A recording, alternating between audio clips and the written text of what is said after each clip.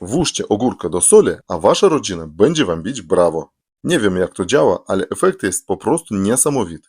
Do tego sposobu bierzemy serwetkę, powinna być porządna, najlepiej dwuwarstwowa. Kładziemy na niej takiego małego, świeżego ogórka i teraz porządnie spryskujemy go wodą, w ten sposób. Wody nie żałujemy, ogórek ma być naprawdę mokry. Dalej trzeba posypać ogórka solą. 2-3 łyżki stołowe. Myślę, że tyle wystarczy. Zawijamy naszego ogórka w serwetkę, w taki mały rulonik, ostrożnie, żeby sól się nie wysypała. I koniecznie skręcamy brzegi w ten sposób.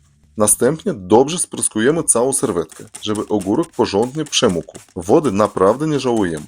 I dalej wkładamy naszego ogórka do lodówki na 3 godziny.